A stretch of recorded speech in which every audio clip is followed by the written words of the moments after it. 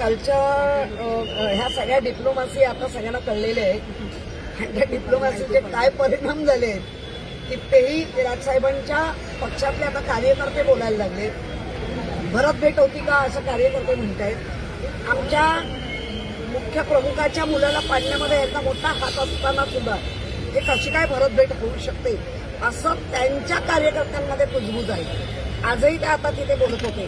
त्यामुळे आम्हाला त्या भरत भेटीचं किंवा काय काय कसलं भोजन त्याच्याशी आम्हाला देणं नाही. घेणारी भोजन त्याच्याशी नाही. कारण हे आळवडी भोजन करतील, नंतर भजन करतील, एकमेकांच्या नावाने भजन करतील.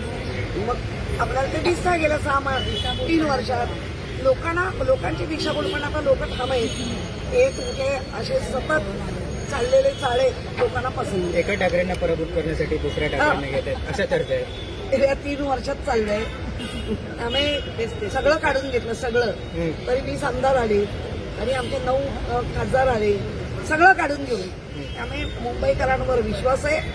मुंबईकरांसाठी आम्ही लढतोय आणि खरे आणि लढतोय. रोकठोक महाराष्ट्राला सबस्क्राईब करा आणि बेल आयकॉनवर क्लिक करायला विसरू नका.